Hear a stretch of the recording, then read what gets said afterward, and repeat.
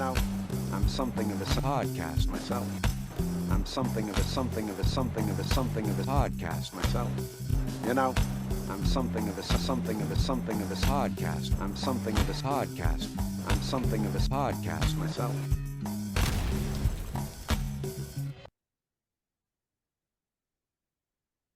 All right.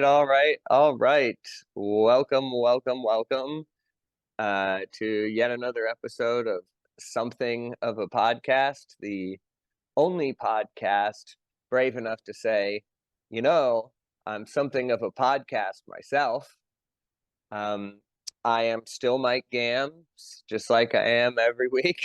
I am one of your co-hosts, and with me, as always, is the very talented Kai VonDoom. Say hello, Kai.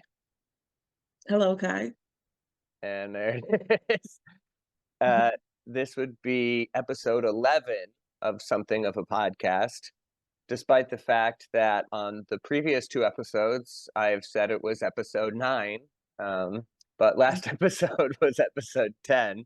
So if you were actually listening and you caught that, that is, yes, I did call last episode 9. We had 2 9s, and now we're here for 11. And I am excited. How about you, Kai? Are you feeling good today? Yeah, I'm feeling good. I'm excited. Nice. You had an all right week. We've made it through the month of April. We made it out. Yep. Yeah. Yes, because I don't know what day we'll put this out, but it is May 1st today when we're recording, and we'll get to more about what May 1st is later. It's not just the Justin Timberlake meme day, but I haven't seen any of those yet today, but I haven't really looked. I feel like they wouldn't be post today. It would be yesterday Oh, yeah, I because guess it's you're gonna right. be May. It's Ah, already May. I see. And that was like a thing a while ago, and he's uh proven to be kind of you know, not as popular of a human over the years. And Yeah. so that meme might have not played out completely, but just not. Yeah, I did see, I saw some in the beginning of April. I saw like people posting like, oh, it's, or we're getting close to it, but not even like the full Timberlake meme, just posting ramen noodles, and like you're supposed to know what that means because it's Timberlake hair or whatever. Mhm. It's funny how memes sort of, evolve. But Yeah. yep, that's that. Uh, so I wanted to ask you, did you watch the new batch of episodes of The Circle? Yes, I'm catching up on The Circle. I'm like one episode behind, but Oh, because I another have, batch just came out today too, huh? Yeah, yeah, I'm more. I forgot about that. I saw that, but there was 4 that came out previously, also, like 5 through 8, yes, right? yes, and we have reached the conclusion of the AI saga. Yeah. So, I'll let you tell me all about it, but I'll tell you what I know so far is because I didn't actually watch The Circle. However, I did watch some YouTube videos that are recap and reviews of episodes of The Circle, because, you know, I don't know, because I have a strange brain like that. So I watched some recap review videos instead, and uh, it I from my understanding is that the AI was eliminated itself in episode 5, the first like episode that anyone was eliminated, and it seems kind of unceremonious to me. Do you want to tell me more about it? Well, they do kind of these games, or like not games, but they throw gimmicks in every couple episodes, I guess, to kind of keep the game interesting. So the AI gimmick, like I said in the last episode, they told everyone going into it that there's going to be an AI coming in.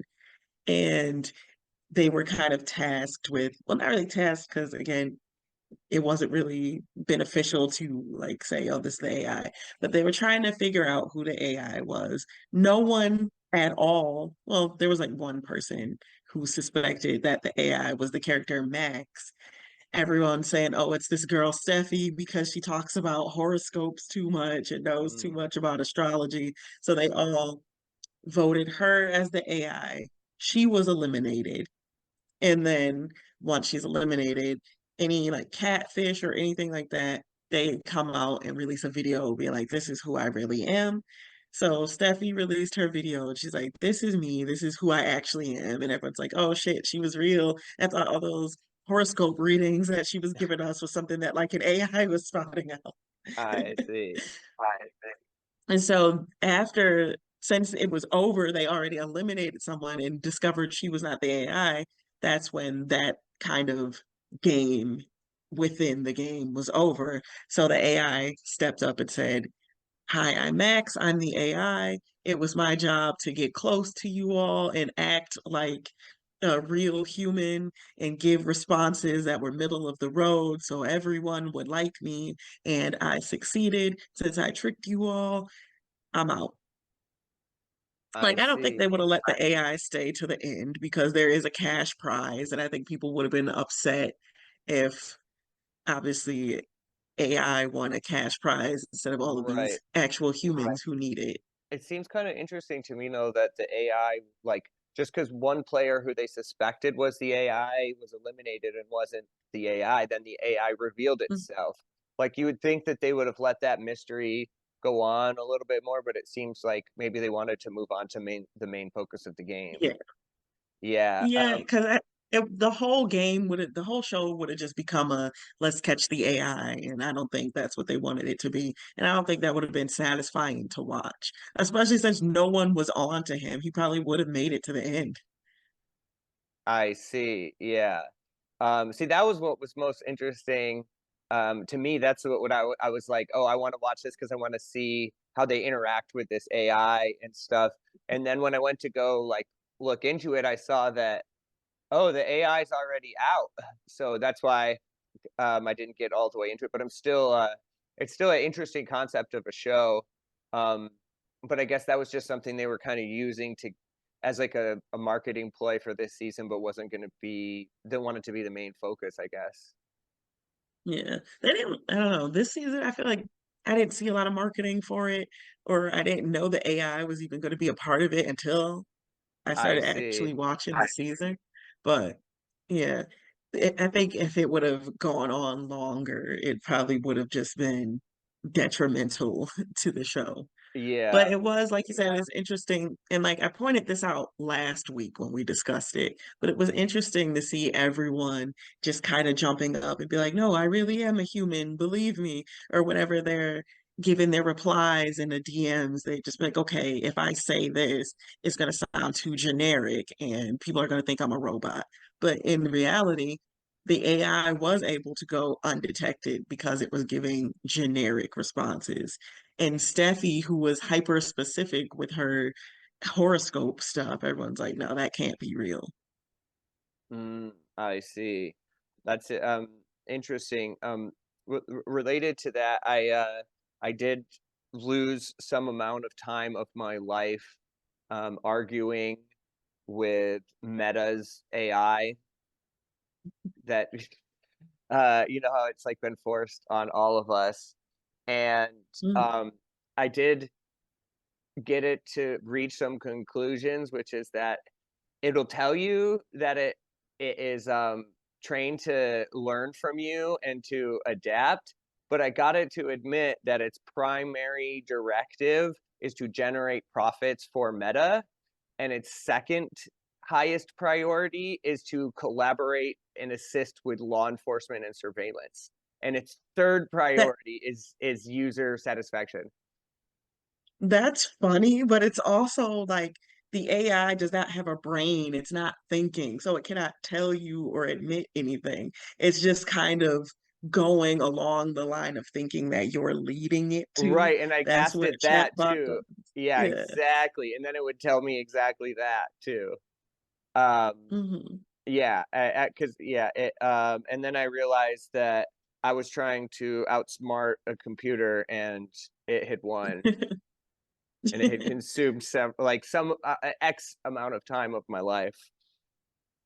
Yeah, I just disabled the meta AI. I don't want to be bothered with it. Well, that's how it started. Is I went to go do. I think I actually saw you make a post about how you could just mute the meta AI, and it doesn't Mm, make the button go away. And I even tried blocking them.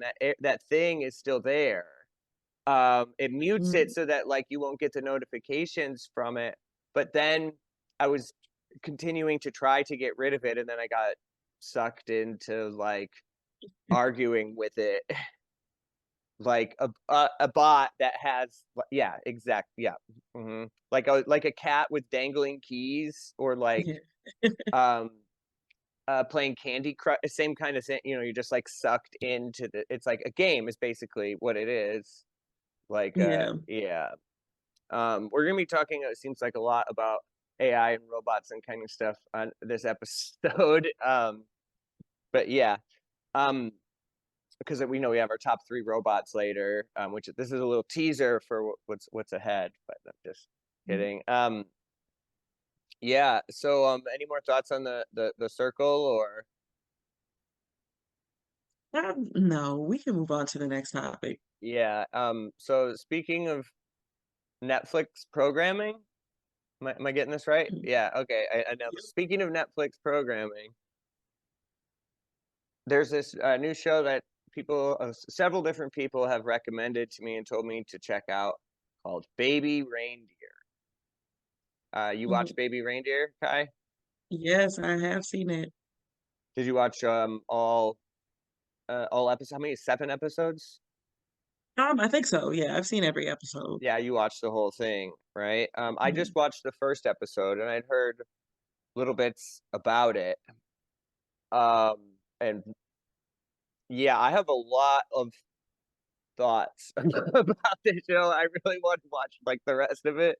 I actually just watched the episode this morning, so it's like Mm, fresh on my mind. But so I guess I'll say, just because I don't know if everyone knows, because it's not that popular of a show yet. It just came out. I think it might get more and more popular, so people might not know exactly what it is. But so Baby Reindeer is a show on Netflix starring this British comedian, and it's semi-autobiographical, and it's a story about him and a stalker who becomes obsessed with him, and his relationship with this stalker, and it's based on his real life. Is that right? yep. Am I getting it? Yeah, it's pretty Yeah. accurate. He's Scottish, but Scottish. Okay, but that's he's all. Yeah. that's right, because he's a transplant. He's in London and he's Mm, Scottish. Right. yep. See, yeah, I have a little bit of trouble distinguishing accents and stuff like that. So I'm like, right, but and is she Scottish as well, or I think so. yeah. Yep. Um, but it's like um ex like it's a I don't know what the word I want to use to put it, but it's like basically it's about this the comedian. His name is Richard Gadd. I hadn't heard of him Mm, before this, and but I guess this was a play that has done up pretty well. He had done a play about this, and then they've now adapted it into this television show. So it is a mm, remake or an adaptation, and it's a fictionalized version of something that really happened. And mm. oh man, I like, just from the first episode, it's really interesting and somehow relatable, and because it's showing how, at least just from this first episode, you see that you could see all the okay, how do I want to put this? One of my favorite shows ever is BoJack Horseman, and there's this quote in BoJack Horseman where he says, "If you look at life through rose-colored glasses, it's easy to miss all the red flags." Right, and that's what I Yeah, think all is the red flags just look all the like red. flags. Yeah. That's what it is. All the red flags just look like flags. That's the quote. Yeah, yeah.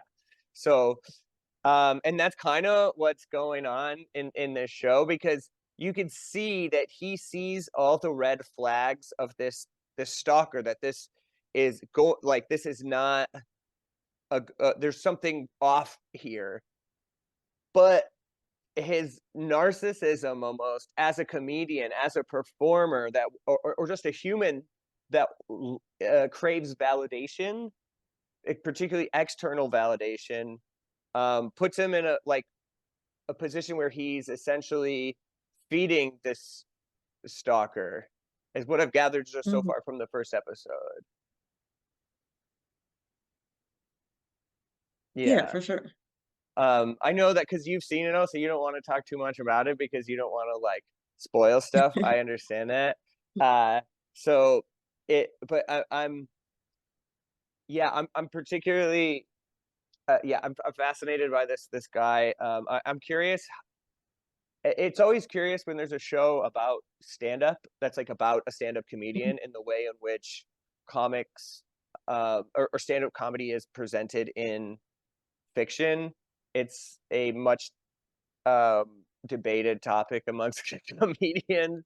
A lot of people like can't stand any of them that there are. Like a lot of the shows, they don't really get it quite right.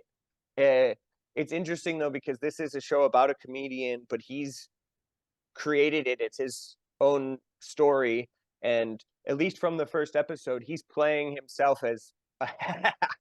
Like he's not a Yeah. very good comic.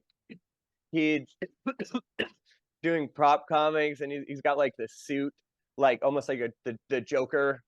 Like he's Mhm. almost doing the that bit, like the bad. He's telling really bad jokes almost, and has this sort of really uncomfortable stage presence, kind of. But it's like awkward kind of presence, and Mhm. it's it's I don't know. I had a lot of things that I wanted to say about this show, and it's yeah, it's definitely. I want to revisit it once I've watched it all. So I want to recommend it to anybody out there listening. Definitely watch this. I'm probably going to finish it within the near future, because it was um it's really interesting. Um yeah, I do have one question for you though, without spoiling too much. I did happen to Okay. read in, let me see here. What's his name again? Richard Gadd. That's the Mhm. star. I read it on his Wikipedia page that he is bisexual. Is the character Oh, Baby yeah. Reindeer in the show also? Does that come up? Um, so I don't know how to say this without spoiling anything. So Oh wait, I was gonna actually I say know it'll a be detail. I know something that is a spoiler about the real story that yeah. happened to him. Yeah, yeah. Okay, that's right. Yeah, so Um it's interesting to see how this show grapples with his sexuality and like it's it started like a very interesting conversation surrounding just how people deal with sexual assault and how that can affect your sexuality. And I think it's an important conversation for sure. And it's not one that we really see just like outwardly discussed like that in TV. So it's been very interesting to watch. right, because I read something, like, because I haven't seen it in the show yet, but it's my understanding that there is like a queer sexual assault, right, that happens in the show. Mm, yeah. Yeah, yeah, yeah. Um, and it's not so the main character, he has, it's not just this one stalker isn't just the only issue or whatever that's uh going on. Um, it is. Like I said, I haven't seen it yet, so I can't say too much about it. But I'm really interested in a lot of things about this show, because in like a weird ways, I find a lot of different parts of it relatable so far already, and even just what I know about it, both as Mm, like um a comedian and a person who, just like the main character in this show, um and I think like a lot of people in the world have like I was saying before, a tendency to overlook the red flags of somebody that's flattering you, or just susceptible to that sort of being manipulated through external validation that you desperately crave or whatever, and um, being able to get like put on a pedestal by people, and then that puts you vulnerable to those same people. So that's pretty. I'm interested to see where the show goes, and a few different people have recommended it to me, and I'm recommending it now to everybody. And I think we should revisit it in a few weeks once I've like seen it. And I didn't want to go like watch the whole thing and then just like we could spoil it all right now, because it is like a fresh show that a lot of people haven't quite heard of yet, and it's still. I want to give it time for it to get out there too before, so then we could actually spoil, like, not, yes, talk about it and not worry about spoilers and stuff. Mhm. Yeah. What do you think?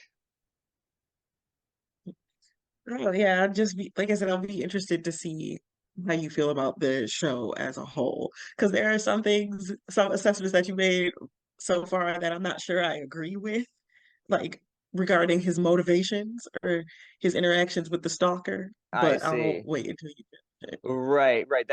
They're hinting that that might be some of it, like in the beginning, like well, just even in the first episode, he uh when he actually realizes and knows for sure that this person that he's dealing with is um a dangerous stalker, it has like he has a choice of of blocking them or adding them, and or like allowing them space into his life, and he chooses that way. Mm, And to me, maybe I'm projecting it onto the character as well, but it seems like a lot of his motivation for doing so is that feeling of external validation and the yeah, praise that he gets 100%. from her. Yeah. Yeah. So it's, yeah, it's interesting. So I'm gonna watch some more of it for sure, Mm. and we'll circle back on that one. Baby Reindeer. Oh, and also I just wanted to point out right from the gate, I don't know if it's the same music in every episode, but in the opening basically credits, it was Love is a Drug by Roxy Music, which is just like Yeah. the best song ever. And it seems maybe um appropriate, very appropriate for the theme of this show, the Love is a Drug. Plus it's just a bop, man. I love that song. Little Roxy Music. Yeah. Yeah, so that's Baby Reindeer. So that I might conclude our Netflix our Netflix segment here, this circle and Baby Reindeer. Mm. And did you have any more thoughts on those, or No, I think we could pick this back up when you yeah. finish the show. Yeah, for as much as I like talking about things I have no idea, clue really what I'm talking about, it usually doesn't stop me any ways. Uh, excuse me.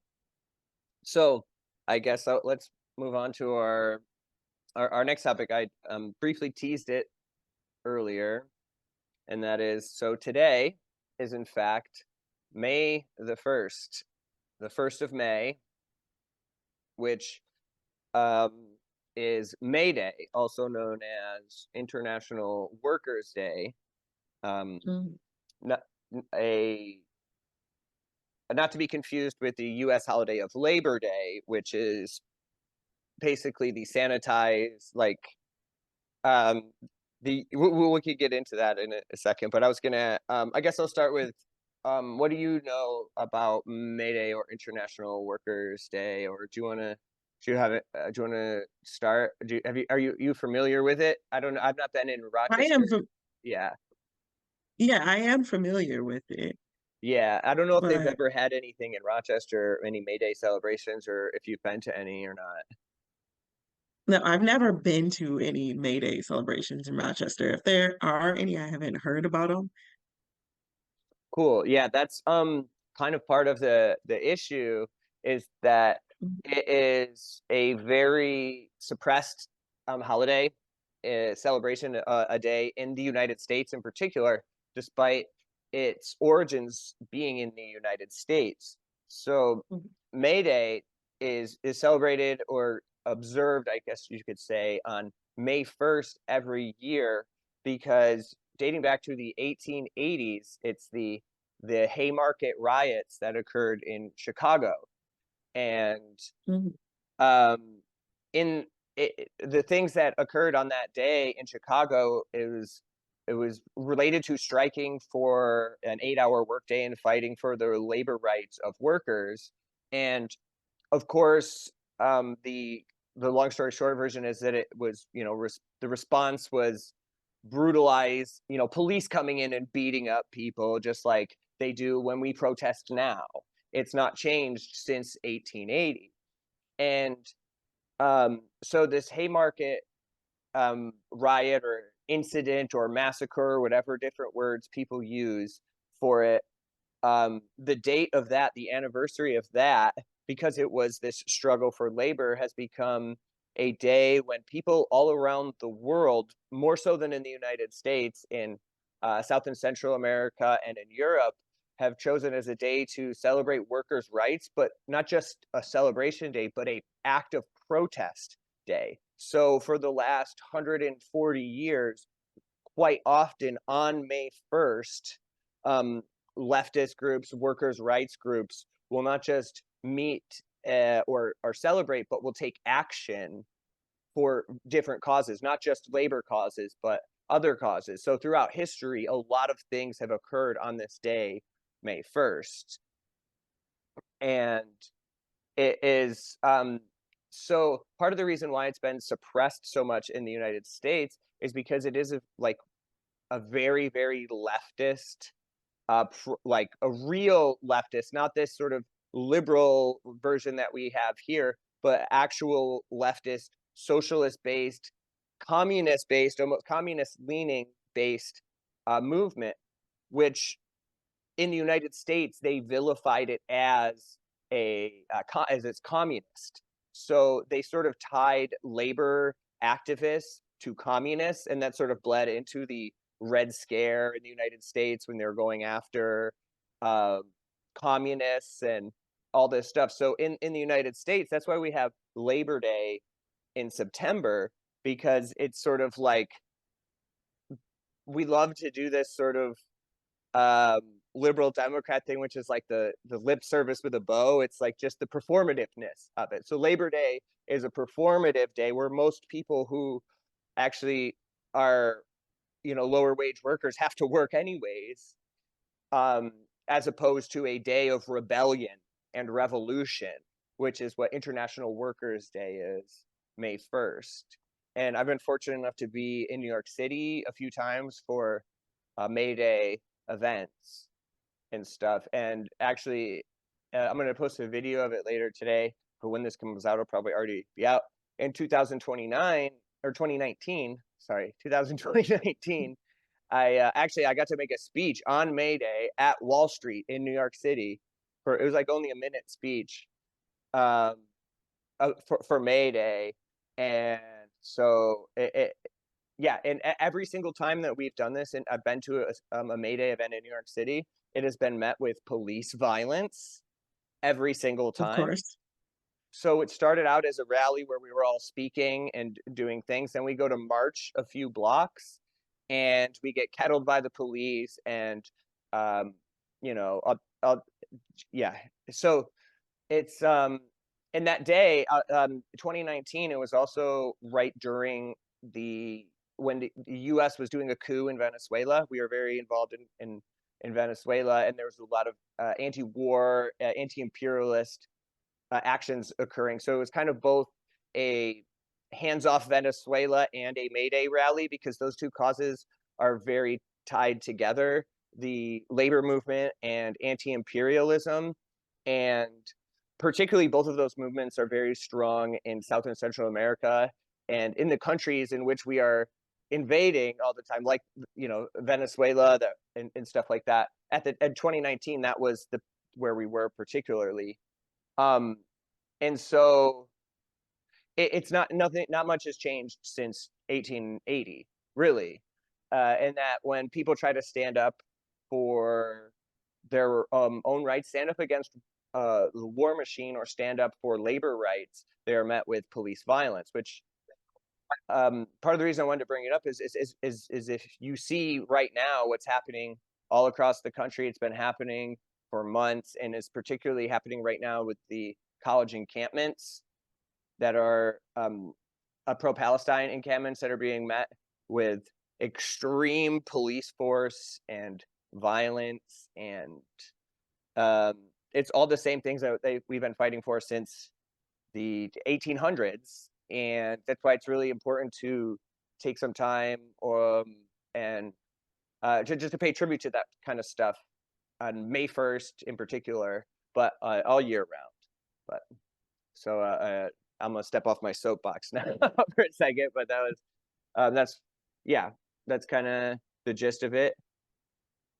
And yeah, so it's just like I've made a joke a few times before in the past about like how there's of course there's never going to be a Hollywood movie or TV show about May Day or about like this movement, like, because the film and television industry isn't going to do a movie about wanting an 8-hour workday. They want to work you 16 hours, and they're like the most anti-workers' rights kind of industry that's out there. So Yeah.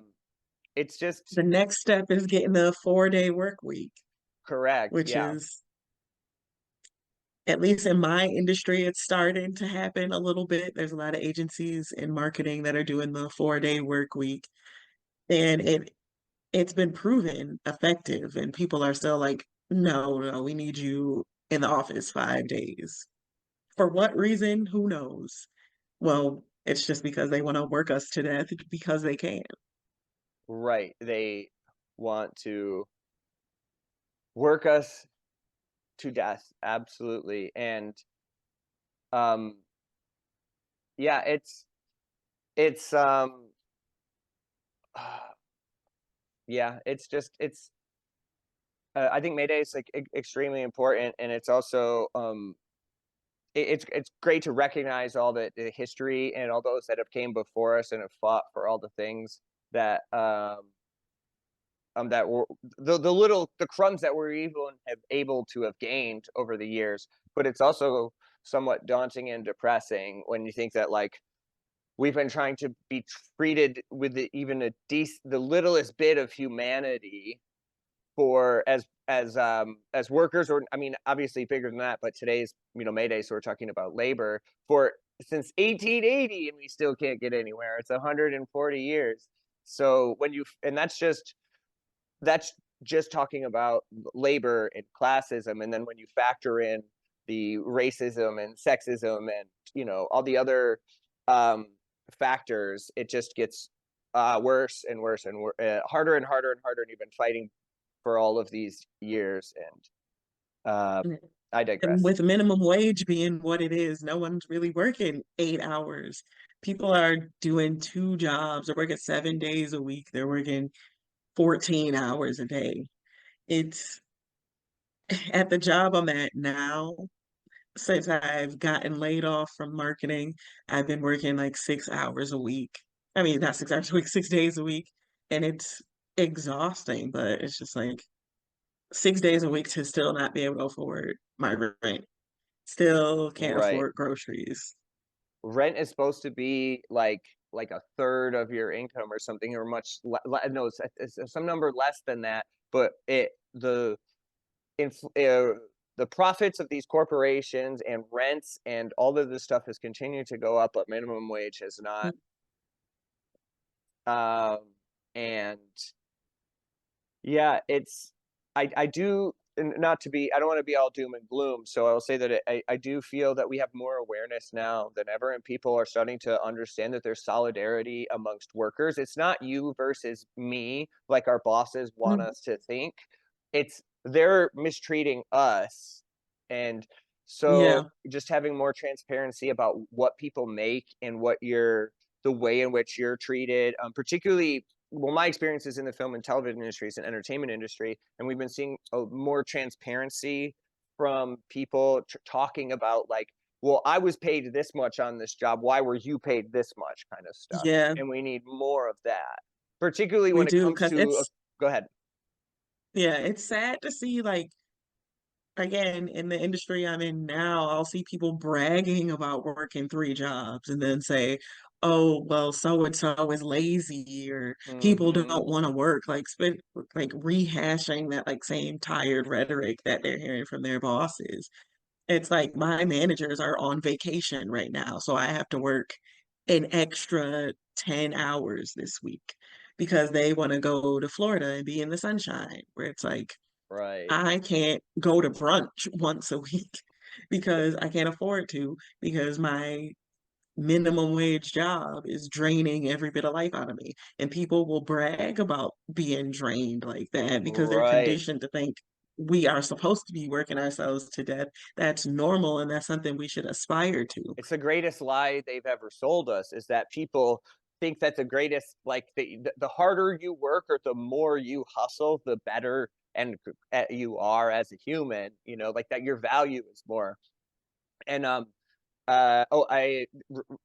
that's why, like, what I was gonna say is, when I made when I did my speech at May Day, I didn't actually really say anything in my speech, but one actual sentence, one point, which is that um uh whether you could work 40 hours a week or not, your value to this world is not based on your value to capitalism.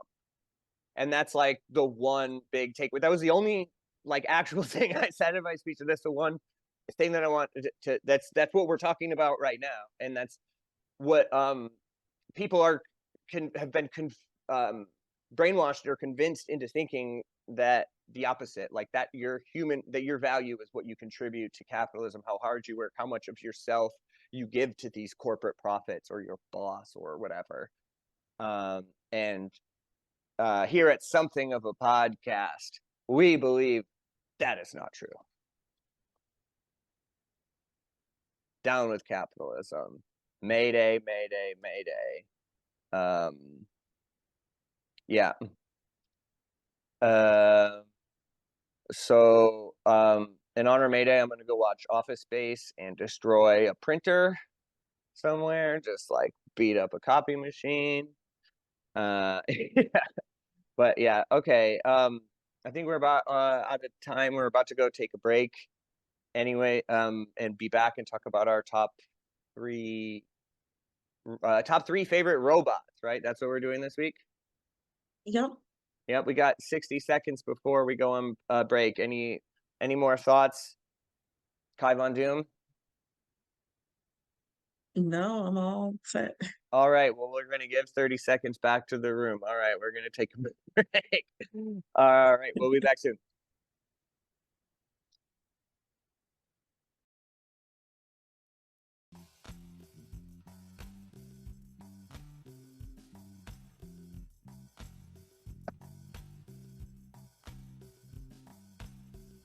All right, welcome back from break. That was a very exciting break.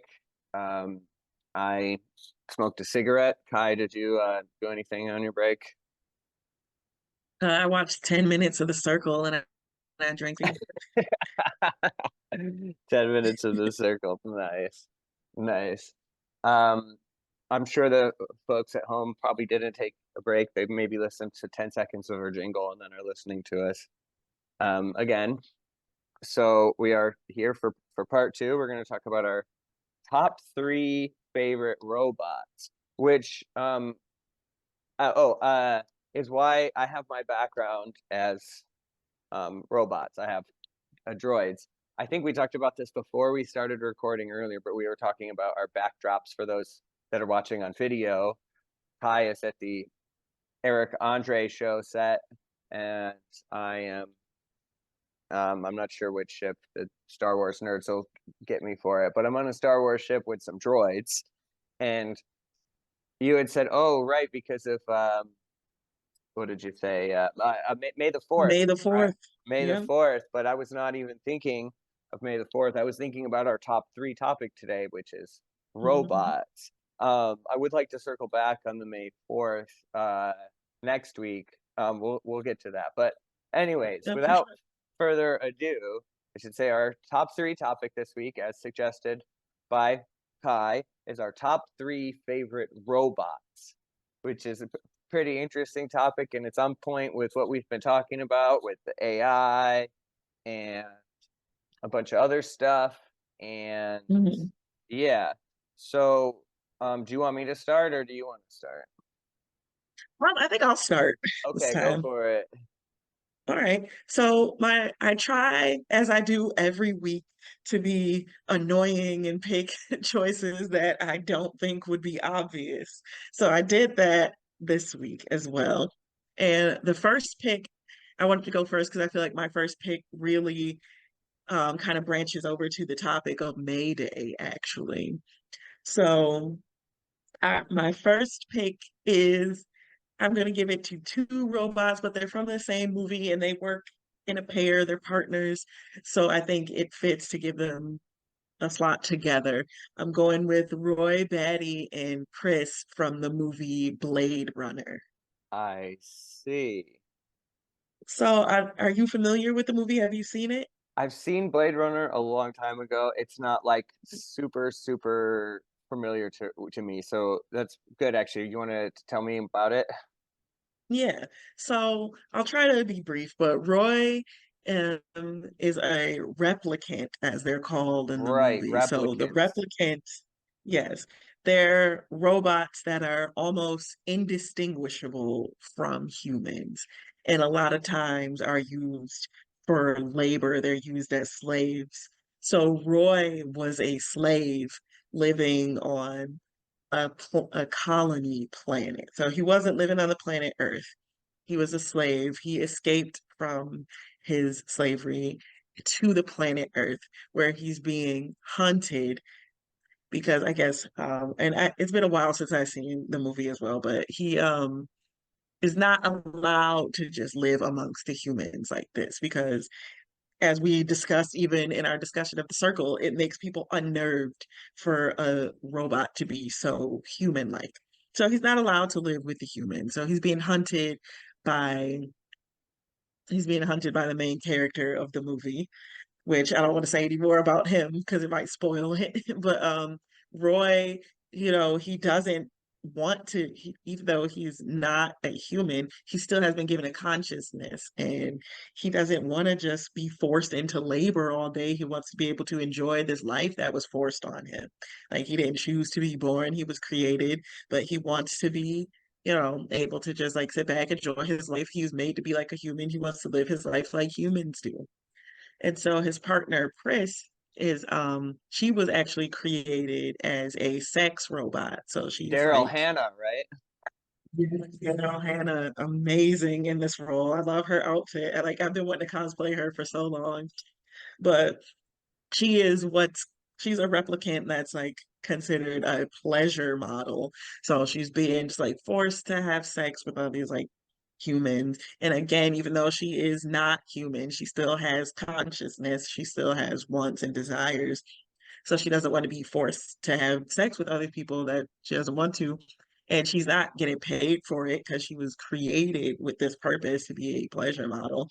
So she forms a romantic relationship with Roy and they run away to Earth, where they are now being hunted when they didn't do anything wrong. They just don't want to live these lives that they were forced into, but they're being treated as criminals because of it. Yeah. Um, it's actually the whole I didn't think about it until you mentioned it, but Mayday and robots are a perfect fit because Mm. um that's what like quite often this is like the depiction of robots is this sort of there's this discourse about their autonomy as laborers and um all that kind of stuff. And so that's it. The Blade Runner is. I'm not super like familiar with it off the top of my head. I know I'm a really bad nerd. People are obsessed with Blade Runner, um, but that's a great choice, and I'm pretty sure that Roy Batty and Chris, is that what you said her name is, right? Yeah. Mhm. I think they would be the titular androids from the title "Do Androids Dream of Electric Sheep," which is what Blade Runner is based off of. Philip K. Dick novel, which Yep. I like Philip K. Dick. I can't say I'm a huge fan because I'm not an avid reader like I should be, but conceptually, I'm a big fan of it. And when I was younger, I read a lot more sci-fi, and I used to read Philip K. Dick stuff, and it's kind of the basis for everything. So that's like, yeah, everything sci-fi. So much of it is based off of like Philip K. Dick works like Yep. this, and so much of the discourse that we have about robots or AI or all of these things, so much of it comes from authors like Philip K. Dick and others. So much of it stems from literature, and we've been having the same discourse kind of throughout time about about all of these kind of things. So yeah, Blade Runner, that's a great choice. Now I want to go watch it. Did you see the new one? What did you think of that? I loved it. I love Ryan. I'm a huge Ryan Oh, that's Gosling right. It's fan. I thought, Gosling, huh? yeah, I thought it was great. Is Harrison Ford in the new one? Yep. Yeah. Okay. So it's a continuation of the other one. Hmm. All right. Maybe I'll have to do a Blade Runner watch. I know I probably would like it. I don't know. I know that I've seen the original a long time ago. I just never got super into it then. But I mean, it's yeah. I yeah. Boy, that's good. Do you have more to say about Roy Batty and Chris?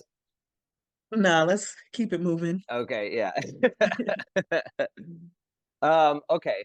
So that was a really great choice, and my choice is a little less serious. I mean, that one's not that it's too serious, but it's a very more playful choice. But I absolutely had to pick this as my all-time favorite robot.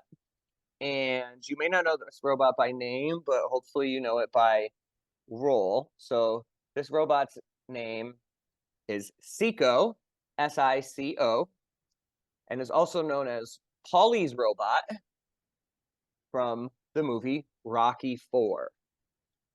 Are you Ah, familiar with of Rocky course. 4? Yep. Yes, I should have okay. seen this one coming. So Rocky, of course, is my all-time favorite movie. I talk about it a lot. I do my Stallone impression. Well, Rocky 4 has one of the most iconic robots of all time to me, and that is Seiko. Like I said, that's Polly's robot. It's the robot that they have in Rocky 4, and it's I guess also you could say a worker robot. It's a very it's almost like a parody of robots in movies back then, and it's kind of been like a butt of a joke for a long time because it's just out of nowhere there's this like seemingly very corny, cheesy talking robot in Rocky 4 for no reason. People kind of think of it as a jump the shark moment almost, like where it doesn't fit. But to me, I think the robot is perfect in Rocky 4 for many reasons. One is that for better or worse, it's some of the first times that we see a more human side of Paulie actually being nice because he does kind of fall in love with his robot once he changes it to a female voice. And it's because it's just nice to him. And but one of the real thing I want to talk about though is that what most people don't know is that the real reason why that robot is in the movie, who that robot is outside of the movie, and what it was created for.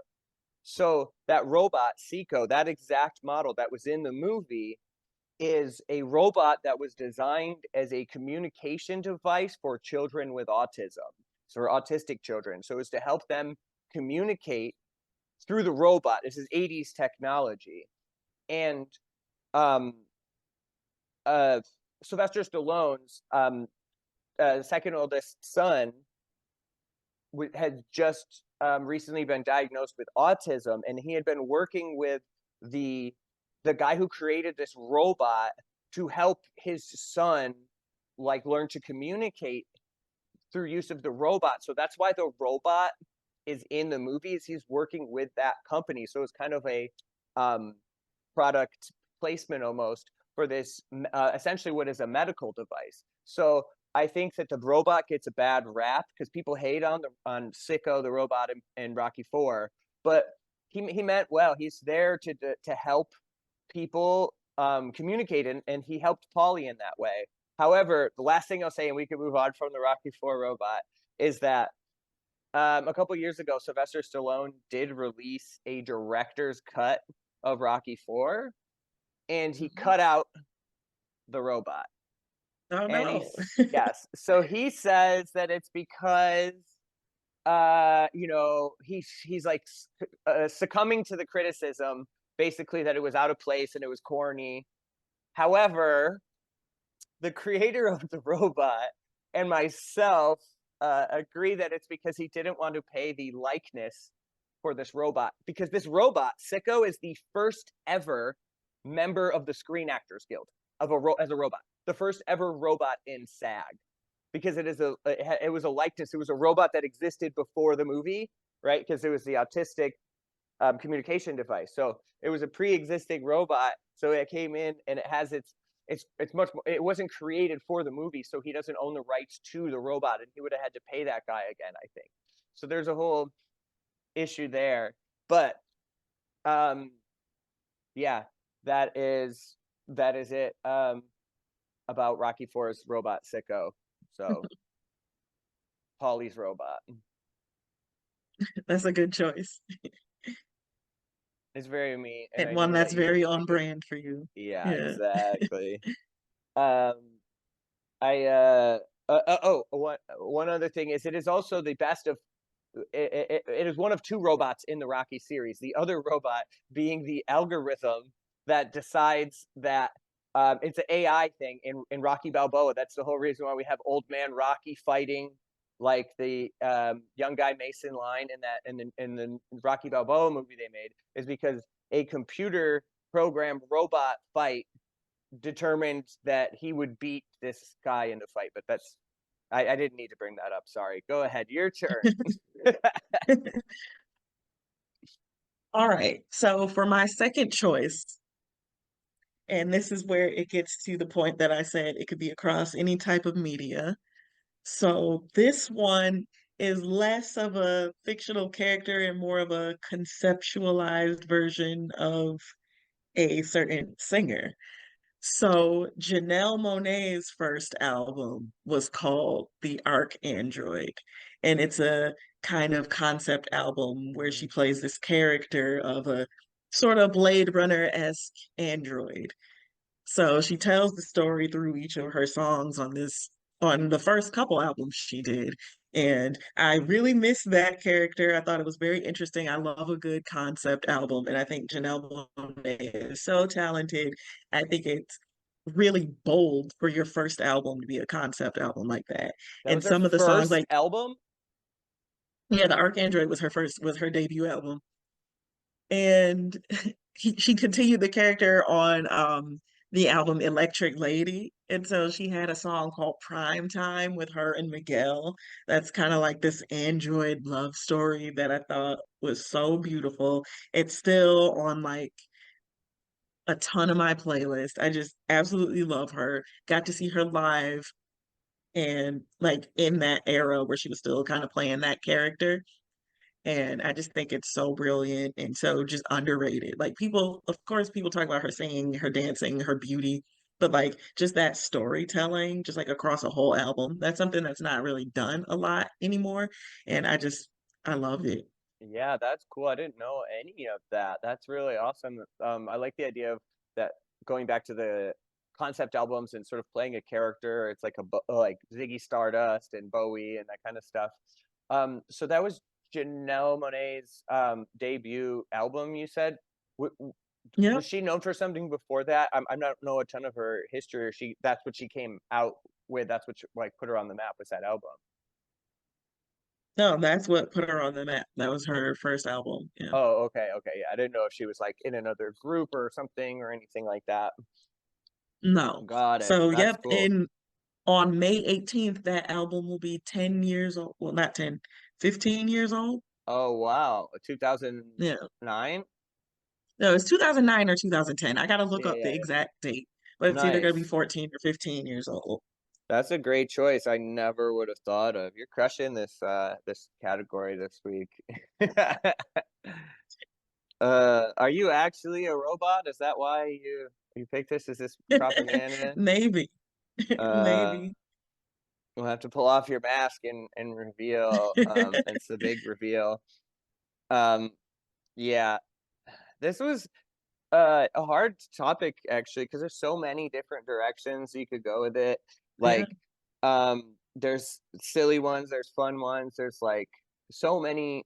The When I actually sat down and started thinking about it and looking into it, there's so much um robot history, like, or history of robots and um in fiction and stuff, whether it's film, television, anything, concept albums, like, um I mean, actually, now that I think of it, that's not even the only concept album I could think of with a robotic character in it. We've Yeah. got Mr. Mm, Roboto, yeah. maybe the most famous one.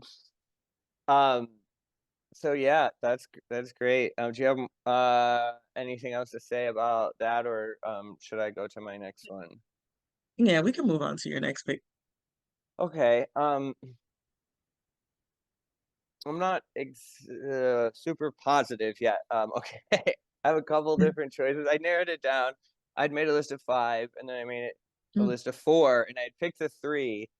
But then now one of them I wanted to talk about, like one of those, I narrowed it down to 4. Um, so one of them I feel like I more want to talk about now, but I didn't actually do the research on. So, but I'm gonna try That's fine. I don't need anyways. to go Exactly, into deep exactly. detail. Yeah. So I'm gonna go anyways and say that for in the top 3 choices of or top 3 robots of all time, I've got to go with one of the OG robots, and that is Maria from Fritz Lang's Metropolis. Oh, yes. That's So, such a good choice. That was on and my short list. yeah, yeah. And the only reason that I had her on my short list and not my full list is because I haven't seen Metropolis in many years. Um, but Metropolis, for those that don't know, is like one of the all-time greatest classic films. Fritz Lang, German Expressionism. I want to say 1933 it came out. It Yeah, was it was one either of the 32 or 33. 32 or 33. I'm a big fan of these like old school German Expressionism, silent era. It's like the most influential era of film. It's like super important. I'm a big fan of Fritz Lang.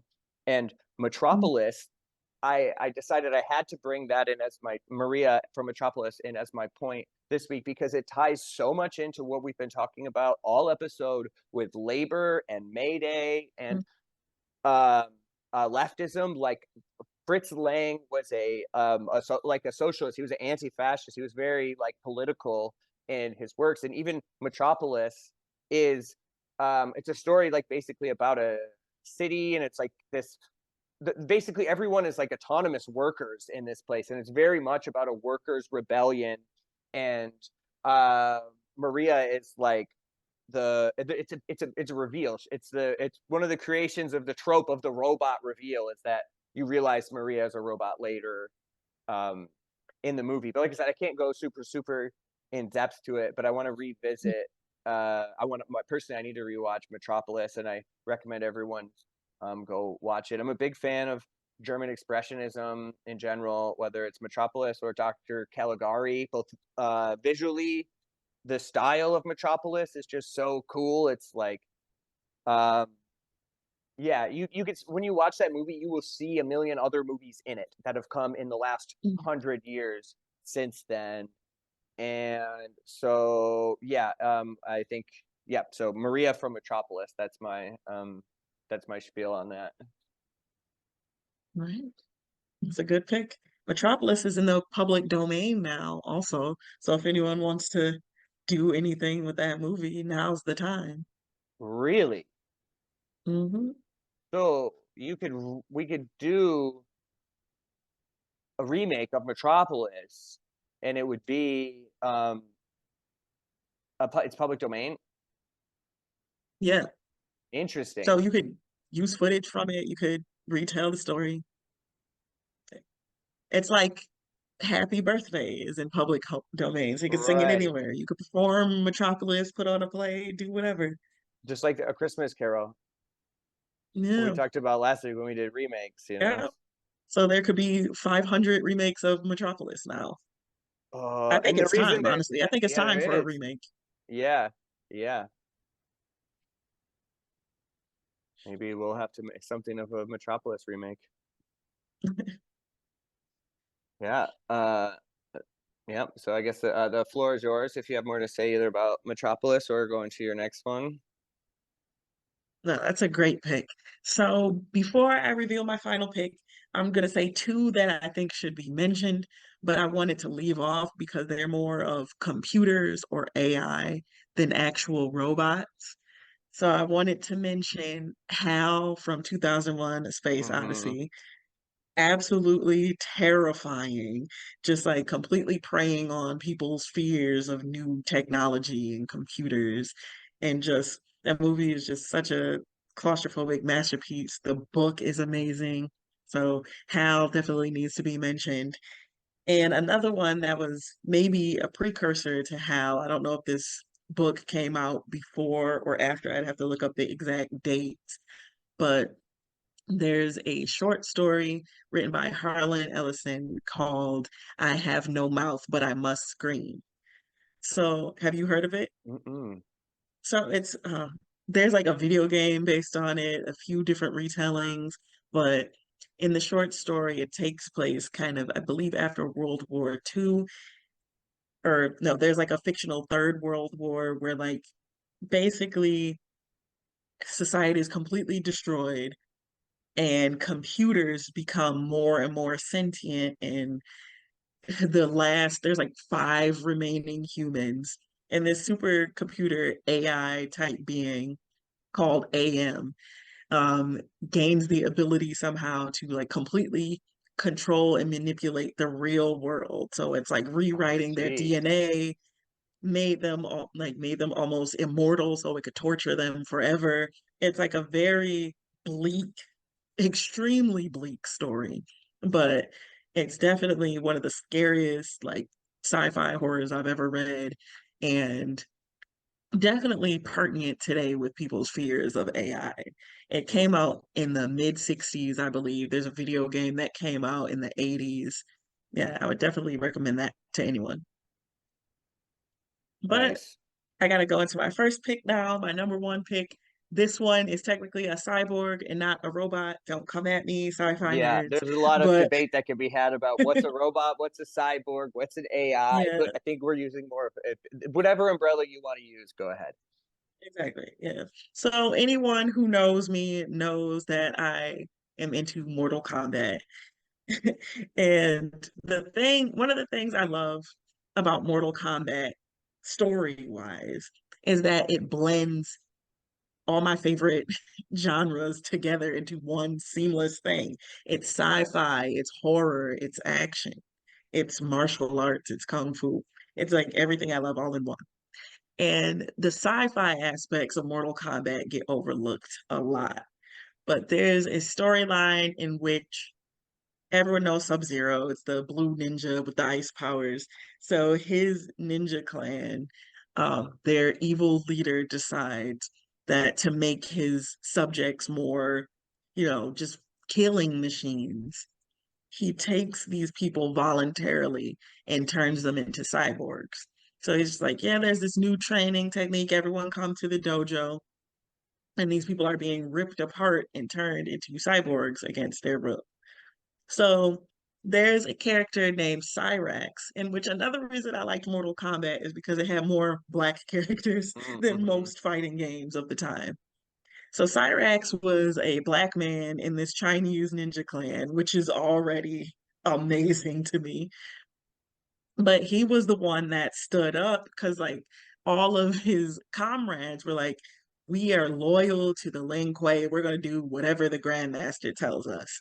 Cyrax was the one who figured out that there was this cyber ninja program going on. And he kind of is like, I do not want my humanity taken away. I am not so loyal to the Lin Kuei that I want to be a machine that's just no free will, just killing people and because like they would just keep their, I guess, brains and hearts, but the rest of their exterior would be metal, and they'd be I get their like free see. will taken away. Yeah, it's a video game, so like we don't need to think about the how Yeah. realistic that is. But What was the it's character's sad name one more because time you said? Cyrax. So it's Cyrax. Cyrax. Yeah. Okay, cool. So Oh, yeah, I see. in the end, Cyrax does end up becoming a cyber ninja and getting his memories taken away, getting his humanity taken away. He doesn't remember the man that he was. And it's really sad. It's a tragic character to see that happen throughout the storyline of the game. Because he And becomes there's more like a lot machine of, than man. yeah, and there's a lot of time travel aspect in Mortal Kombat. So there's some story branches where he remains human and some where he stays human longer just to end up becoming a cyborg anyways.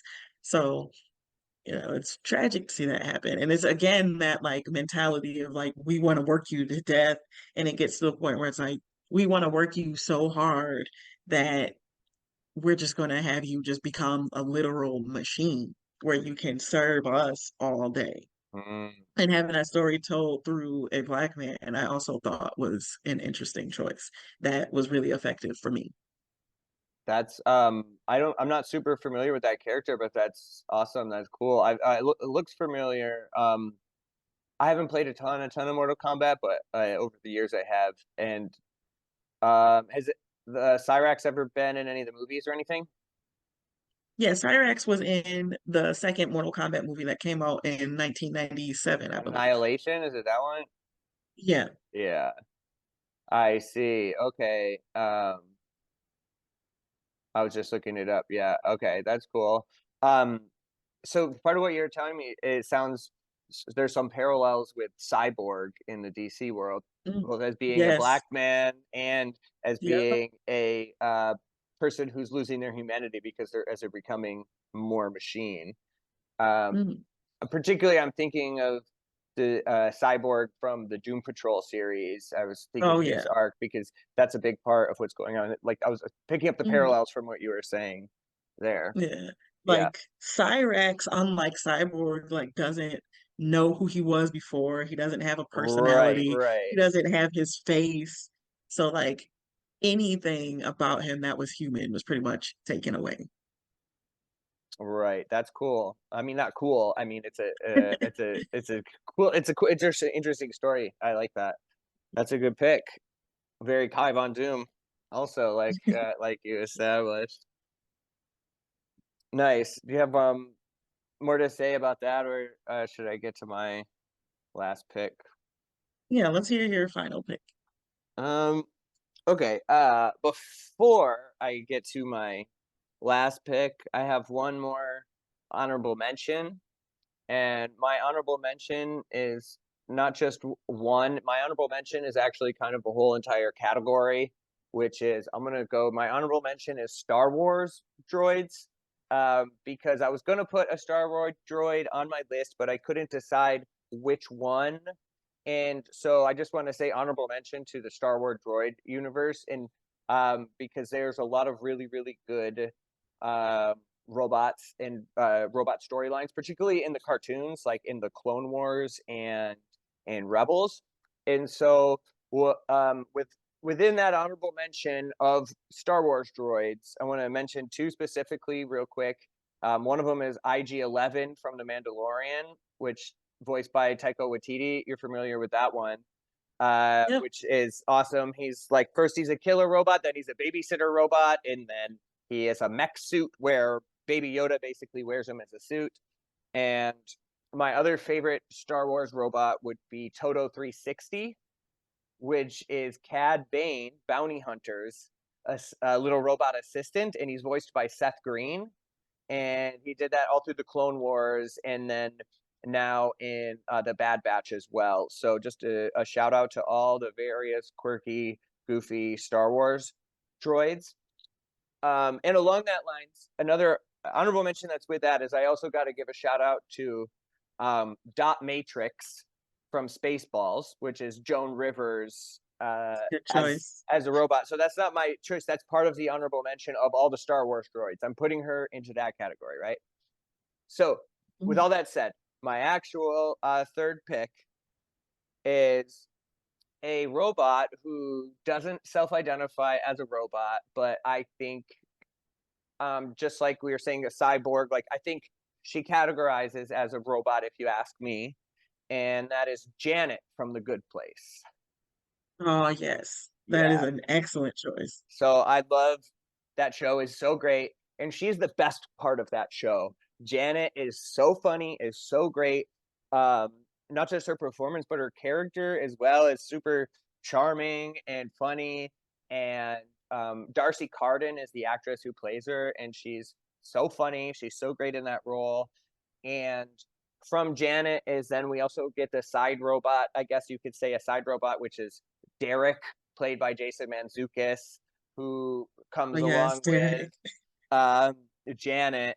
And I just absolutely, I love that show. And I love the lore that it created because I haven't revisited it since I watched the show, but I'm in several Facebook meme groups that are like Good Place shirt posting and other like Good Place memes, and the sort of sense of humor and sort of in jokes and lore of that show, particularly related to Janice, is really great and has a really rich lore for a more recent sitcom.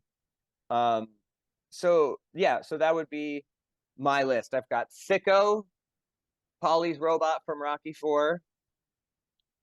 I got Maria from Fritz Lang's Metropolis, and I got Janet from The Good Place, which I think are all three different kinds of robots. One of them is your traditional like machine robot sort of like one. Another one is your robot reveal, which is a human that is actually a robot. You find out later. And then the other one is a lifelike android AI creation, which is Janet. Knows it's a robot, or doesn't say robot, but knows it's artificial intelligence. And um, yeah, so that's my list. What was your? You want to recap yours? Yep, so I got Roy and Chris from Blade Runner. Then we got Janelle Monáe's Arcandroid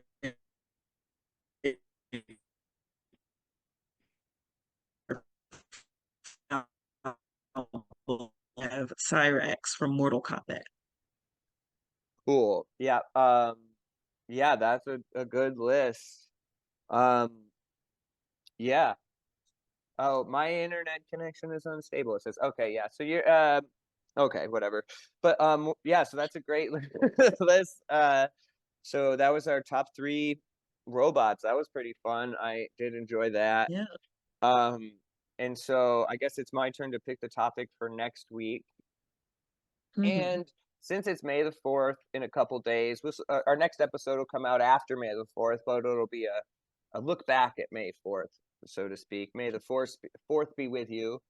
And I got the Star Wars background, and I didn't really talk about the droids too much. I just sort of hinted at, Star Wars droids. But what am I trying to say? Next week's topic, in honor of May the 4th, is top 3 favorite Star Wars characters. How about that? Oh no, that's gonna be so I hard. know it's so hard. It's so hard. Or 3 Star Wars characters that you want to talk about next week. Top 3. So yeah, I'm setting myself up for failure with this own topic here. Like, why did I pick it? It's going to be very extremely hard, but we're going to do our best to keep it to 3 plus honorable mentions. But that'll be yeah. So you can handle that, right? Star Wars characters. Yep. All right. Um, what else? I think that's, oh, this is like the point where we say you could subscribe, like, comment on YouTube, youtube.com/ at something of a podcast. We're on Instagram at something of a pod. I'm on Instagram, Twitter, everything is at Mike Gamms. You can find me on all of those. Kai, where can the people find you? Facebook, Kai VonDoom Comedy, and Instagram and TikTok, Kai VonDoom 77. Hell yeah. So that's been something of a podcast, and we will see y'all next week. Bye. Bye. You know, I'm something of a podcast myself. I'm something of a podcast myself. You know, I'm something of a podcast. I'm something of a podcast. I'm something of a podcast myself.